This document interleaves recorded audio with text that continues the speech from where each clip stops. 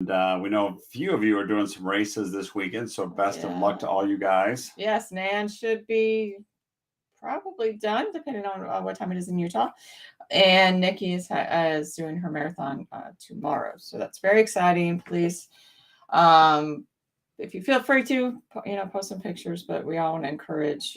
That's a big undertaking. A marathon is no joke, so they are making it happen, doing great, and I know they're going to have great races. Yeah, exactly. So again, the whole purpose of the group is just to kind of be like-minded people to support each other, a positive place. Absolutely. We happen to use running as the vehicle that let us do all that stuff so we can thrive, stay injury resilient, and enjoy life as best we can, which is why we do these each week. So today is going to be a little, I guess they're always around a similar theme.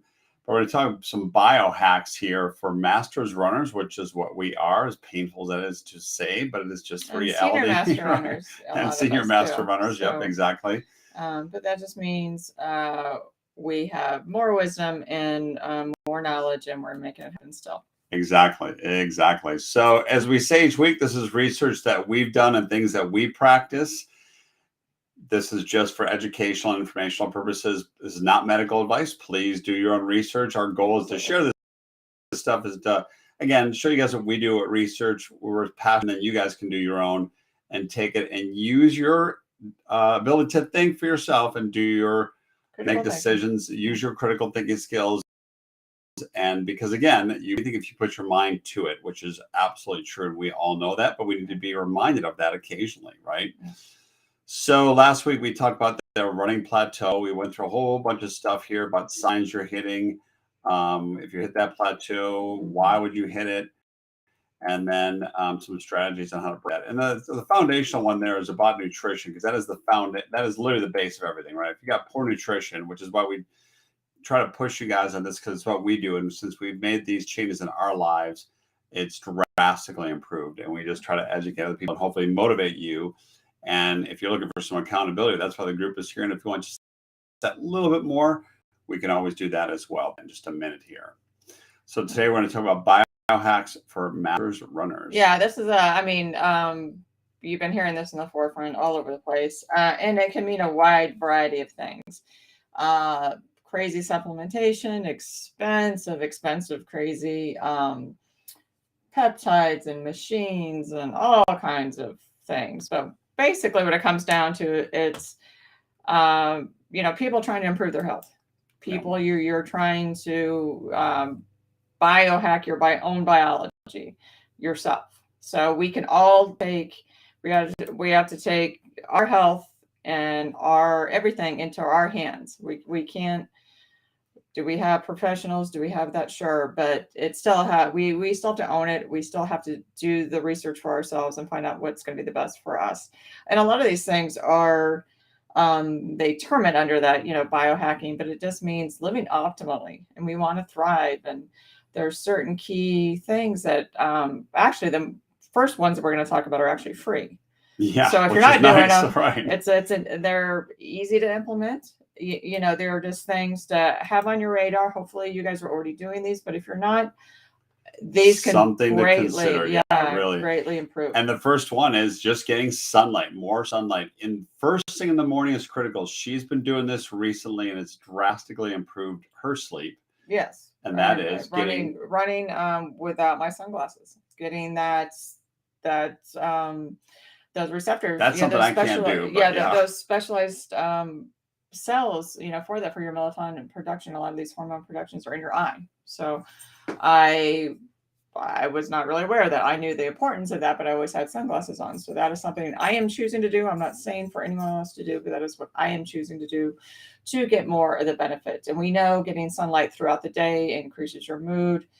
You want to avoid the hour, the high times. I'm not saying go lay out and bake in the sun, but hours and morning hours are really critical for your well-being in general, but also for vitamin production, for all the health benefits that it gives you. It boosts your mood, it gives you more energy, and like I said, it's going to help you sleep at night. Right, which is one of the reasons why we choose to run outside. We sometimes have to use a treadmill for a variety of reasons, but again, you just get all the nature, you get all the benefits Yeah. from being outside. And the vitamin D production is one of the great ones that you get from that. And it's free. That's the best part about it. Yeah. It's And free. so if you can time your runs at sunrise, around sunset, ideally before 10 a.m. But if you can within the first 20 minutes of waking up and that coincides with, the sunrise, that would be most beneficial. But Yep. do what you can. That doesn't work out it doesn't work out for everybody, but that would be the optimal way to do it. But getting morning sunlight, evening sunlight is still critical and will Yeah. help. Exactly. Now, here's another one that people don't realize is the grounding, or what's called earthing. Uh-huh. And really what that means is walking around without your shoes on, right? Walking on the grass. Yeah, it is connecting, electrically connecting ourselves with the earth and going back to that. The easiest way is walking barefoot on obviously a soft surface, a safe surface. If you sand, the beach, the water, grass, make sure it's safe. But they do have grounding blankets and sheets and all kinds of things that you can actually have in your home that kind of mimic this. But if you want something for free, go outside and safely walk. Not only is it going to, it can reduce small studies. There's not a ton of studies, scientific evidence for this, but the small studies showed improved well-being and actually improved muscle damage and perceived pain. So if you just run a marathon, if you can, take off those shoes and walk around barefoot if it's safe, or if you have an area that you could do that would beneficially really help. It would feel good and it would help your feet. Yeah, exactly. So, and again, obviously with running, we're pounding our feet so much, they're going to tend to get more sore. So you want to try to, again, maximize that where you can. Now, here's a small one again, meditation. We've talked about this in previous live streams. And we're not talking about doing the, Om, and you can do that if you want to. I'm not saying you have to. That is not really what meditation is. Just getting quiet and calm and clearing your head, which is one of the great things that comes from a run.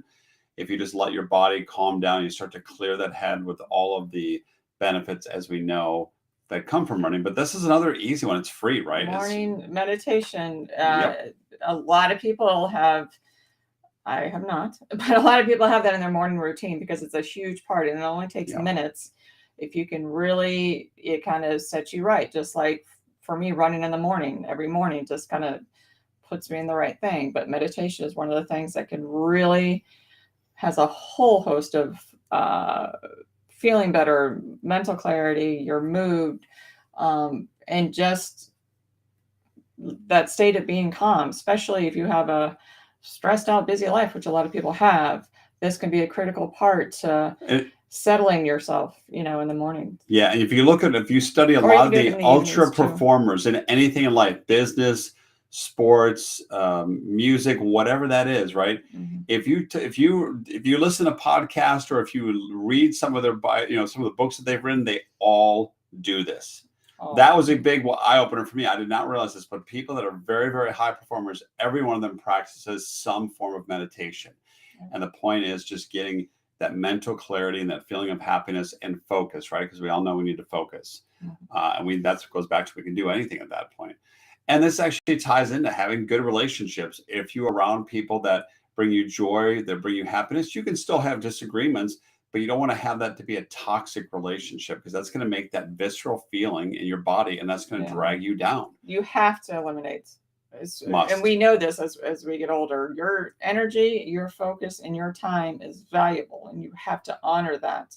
And you cannot, and I don't care, sometimes it's a family member that you have to distance yourself from. I'm not saying being mean. I'm not saying being harsh. I'm saying you just don't give your energy and your time to these relationships that are not supportive and loving. Yeah, exactly. You have that right. That is your right to have only good relationships. Yeah. And then this ties again into living with purpose, right? We all have a set amount of time here on this earth. So we might as well live with purpose, right? And it's because it's going to bring us more happiness and more joy, which is going to let us run more and we can live life and thrive as we get older. Because again, we can't control that, unfortunately. And living with purpose doesn't mean you're changing the world. It doesn't have to mean some grandiose thing. You're starting some new kind of doing all these amazing things. Just being mindful and being in the moment and being present with the people that are around you. You're taking care of your kids, your grandkids. I know a lot of you run with, Sue and her whole family, her daughters and her grandchildren, all running together. A lot of you guys do that. That's such a great thing. It's a great family that is bond. Yeah. just, Friends. being a good role model for the people in your life. That's when you live with purpose. That is what it's meaning, in the way that you can make that happen. Yeah. And that's why we've always asked if you guys feel comfortable sharing photos, because that one person that may be viewing may not have the ability to connect with other friends, or they don't have friends that run, but they're connecting with us here, right? So by sharing those photos, if you want to, you can do that. Like Michael does some great jobs. He has a great running group that he posts. You can just tell that you can just see the pictures of the joy that they all individually get, which is awesome. Because then we feel that when we even view those pictures, at least I do. Yeah, and that's the whole point of running, this, right? A lot of times we run alone. I run alone most of the time, so it can be a great alone time with yourself, but it can be kind of isolating too. So, we all need connection. We are human beings. We need to be with other people. Right, exactly. And that's how we are. That's how we're designed. Especially, we talked about this a year ago. We have another, we need community right now more so than ever, right? Absolutely. There's just a lot of turbulence going on, and so we need community, and this is why. That's how you get through those times. Yep, exactly. So this is probably the most important thing now, if you look at it from a cost perspective, but this is going to save you money. It's going to save you so many things if you eliminate in your health. Seed oils, you need to be hyper focused on this. The more you can cut these out in the processed foods, it will translate into losing weight, going to feel better. All of your blood markers, all those things will start to improve if you eliminate that stuff. And seed oils we've talked about that. We have whole things on that, but those are the corn oil, the soybean oil, canola oil, all that in all of your dressings and all of your packaged, all of your processed food has it in it. If you look at any box, you look at the ingredients, honestly, if it has 5, 6, 7, 8, especially if you can't even read pronounce what they are, you probably don't want to be putting that in your body. Yeah. And as Patty talked about that as best you can. Yeah. She talked about one of her lives. It's like we've just evolved into this becoming normal. Eating all this highly processed food has now become normal. That we say eating healthy is a diet. I'm like, no. Yeah, eating healthy should be your way of life. Yes, we really have to be a lifestyle. Yeah, so it's fascinating when you really think about that. When they're saying, yeah, you're eating healthy, you're on a diet, and then a diet always thinks as I'm restrictive, and that's not the case. It's like eating nutritious, nutrient-dense food should be. That's what makes you feel good. What makes you run. That's what gives you energy. That's what. You can't ask your body to do all this stuff, to run, to lift, all this without giving it what it needs. Yeah, exactly. And we talked about this a couple weeks ago, as a matter of fact, just optimizing your sleep, right? If you don't have this fixed, this is what I would spend the most amount of money on. If you were going to biohack something or supplement-wise something, if you do not get sleep right, none of the rest of this is going to, you have to. And so, and the statistics show that half the people don't get enough sleep. Right. Yeah, exactly. So that's a alarming number. Yeah. We've talked to you guys about this before too. We happen to be using this glycine right here, which we're taking, a few times a day to get at least more than 10 milligrams. Your body will make that, but it doesn't make enough. Right. So it impacts your melatonin. This has been a game changer for us. Again, do your own research. That's just the one that we use. That's very inexpensive. That is pretty inexpensive. Yeah, we just order that online. It gets shipped every month or so to us. But that's just one of the things that we will choose to do, right? But it helps us with our sleep. But that with obviously with magnesium, we all know about magnesium runners. You combine those two, the magnesium glycinate. This will lower your body temperature if you do it an hour before bed with the magnesium, help you sleep. I bet for a lot of people, if they just did that, that'd be one of the things, the most inexpensive way to try to get better sleep. Yep. And then you go from there. Yep, exactly. Caffeine, again, most of us are going to have some form of caffeine throughout the day, whether it's coffee, So avoid like regular soda if you're going to eat soda, or you're going to choose to drink soda. Try to get something without the sugar in there. All that again, it goes back to the processed elements that would be inside of other sodas, but it's sugar has a lot in there. Caffeine is, we know, is a performance enhancer. Yep. If you want to use caffeine, it is one of the most widely studied ones, but a certain protocol. I've told you, it is whatever 5 to 9 milligrams per your kilogram of body weight, but you have to do it 60 to like 9 minutes before your performance. So I don't know about you, but I get up, I get ready, and I go run. So it doesn't apply. But if you want to use this as a hacking your performance for maybe your race or for a big, one of your long runs, if you want to see if this is going to help you, this is what's proven to help you. Yeah. Now, I choose to what I call biohack my coffee in the morning because I have coffee after I run. I add my glycine, my a half a tablespoon is what I do that. I have my collagen, which now, whoops, right. It's more and more research is coming out about collagen there for a while. I didn't feel like it was warranted, but more and more, that I've seen, it protects not just your hair, your skin, your nails. That's what they always thought it for, but it's our tendons, our ligaments, and our cartilage. That is huge for running. It's a high impact sport. We are pounding all that. Collagen's the most abundant protein in our body. We need this. Mm-hmm. You also need the glycine for collagen to work. So that is part of it. So not only does it help for collagen production, it helps with your sleep at night. And then good old, I told you about creatine. This is one of the ones that's consumer lab tested. This is the creatine monohydrate. It's a very inexpensive form of it that I put all 3 of those in my coffee, get it out of the way. I take glycine throughout the day, but non-flavored, doesn't add anything. So that's how I boost my coffee than just drinking regular coffee. Yeah, exactly. So overlooked, again, do your own research. This has been demonized, but there's this research coming out now that it's actually beneficial to have salt. That's one of the electrolytes that we lose when we run. We sweat, right? Yep.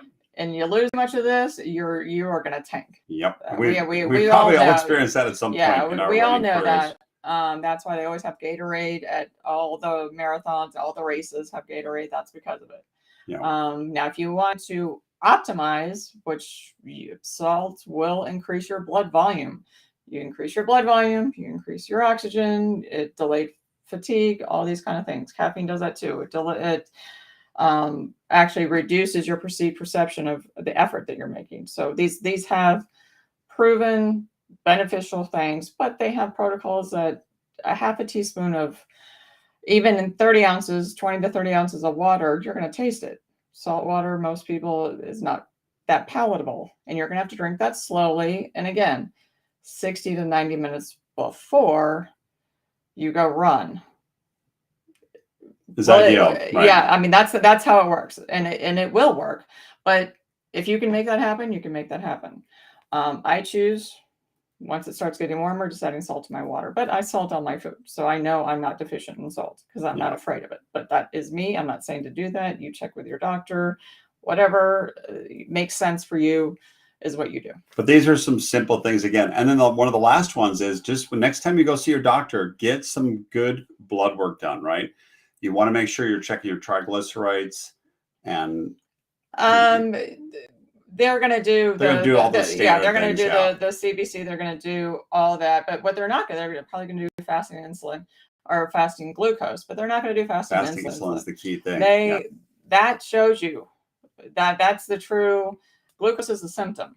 Diabetes is a symptom of hyperinsulinemia. So your body will fight that for 5 to 10 years of can be pre-diabetic with this insulin. Why they don't, I have no idea why they don't test it, but this would be the easiest way to give people a heads up, like, you are going in this direction. You need to give them time to change their dietary habits. But you want it under 20, ideally under 5. If you're eating healthy free foods, if you're eating nutrient dense foods, and you're not spiking your insulin all day from the foods or your lifestyle or your stress, um, this should be under 5. Yep, Some people say under 3, but 5 would be a good marker. C-reactive protein is a general thing to show there's some kind of inflammation going. This doesn't, it's not diagnostic, it's to say you have this going on, but it would be a warning sign or something to check further. You know, we all need it, it's all information.